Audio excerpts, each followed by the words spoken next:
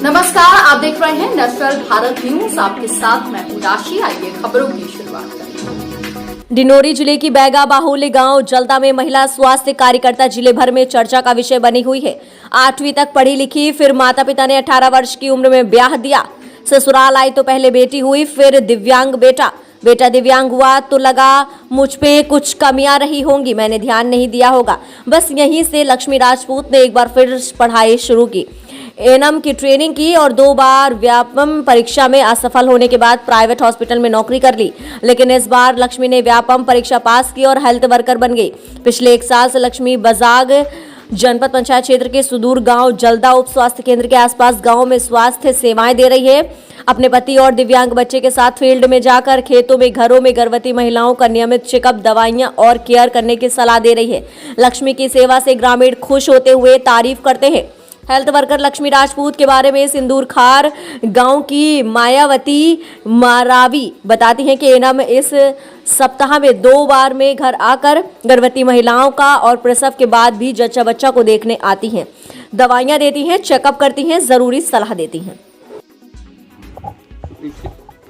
Sir जी, हमारे ANM दीदी हमारे सप्ताह में आते हैं और हमारी महिलाओं को देखभाल करते हैं, गर्भवती महिलाओं को और पीएनसी माताओं को भी देखते हैं और उनके बच्चों को और माँ को भी परामर्श देते हैं कि अच्छा से खाना पीना, बच्चे को अच्छे रखना, सब कुछ बताते हैं। अच्छे हैं हमारे एएनएम दीदी, हर एक समय ध्यान रखते हैं, हमारे भी ध्यान रखते हैं, हमारी माताओं के भी ध्यान रखते हैं और बच्चों की भी ध्यान रखते हैं। क्या नाम है आपका? सरस्वती यादव। ये ऊबड़ खाबड़ पथरीली रास्ते पे आना जाना और आप लोग काम करते हैं तो क्या दिक्कत होती है आप लोगों को?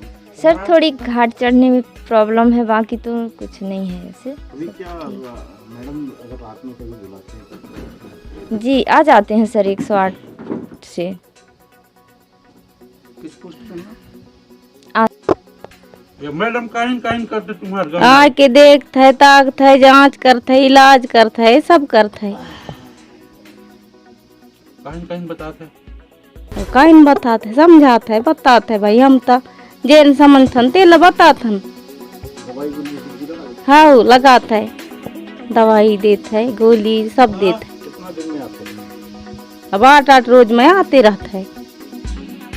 मैडम कैसे है? मींडा अच्छा हुआ, हमार मन होता अच्छा हुआ। हमारा स्वास्थ्य की देखभाल करते हैं। हाँ,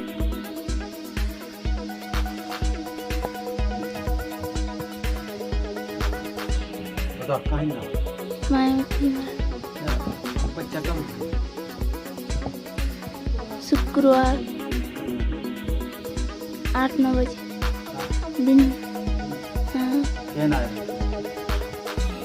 आस दीदी है। हाँ, काइन 108। दवाई वाई? हाँ, काइन समझाते हैं।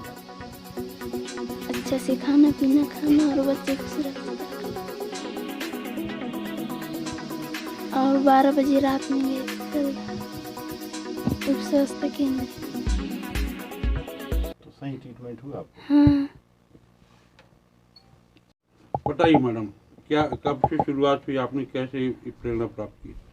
सर मैं शहडोल जिले से छोटे से गांव ग्राम मिठौरी की रहने वाली हूँ।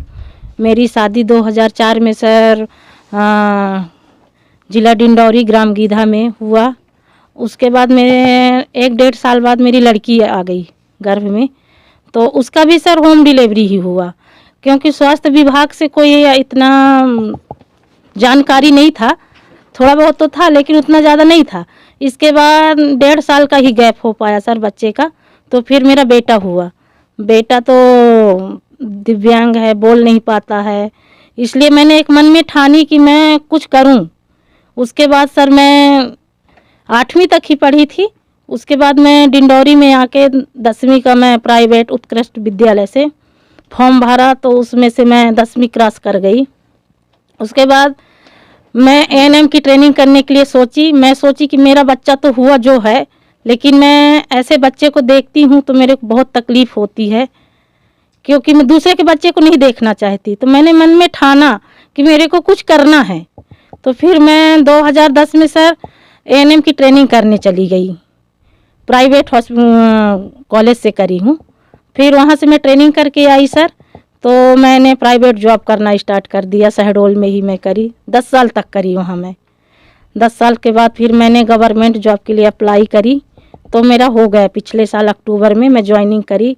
उसके बाद सर मैं यहाँ आई, तो यहाँ एक तो पहाड़ी क्षेत्र है, यहाँ के बच्चों को भी देखती हूँ, महिलाओं से मिलती हूँ, और फिर अपने बच्चे को साथ में लेके जाती हूँ। जहाँ भी जाती हूँ, मेरे हस्बैंड हैं, मेरे बच्चे साथ में, हम तीनों लोग जाते हैं।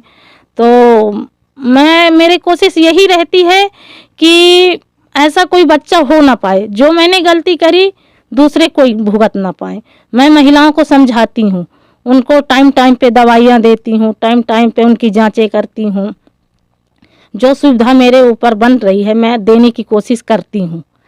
इतने दुर्गम इलाके से आप आते हैं जी। रास्ते से, कोई जी। दिक्कत होती है आपको? दिक्कत तो थोड़ा बहुत होता है सर, लेकिन लक्ष्य तो हमारा वही है कि हम स्वास्थ्य सेवाएं घर घर जाकर दे पाएँ, हमारे बच्चे के भुगतान दूसरे कोई ना भुगतना पड़े। मेरा बेटा प्रेरणा टाइप का है, लक्ष्य है कि मैं सामने मतलब बताना भी नहीं चाहती हूँ, लेकिन अपने बच्चे को देख के ऐसा लगता है कि दूसरा बच्चा ऐसा ना हो, कोई ऐसा स्थिति में न आए। जैसे मेरे को दिक्कत तो होती है, परेशानी होती है, जैसे मैं यहाँ रह रही हूँ, मेरे साथ में मेरा बच्चा है, मेरे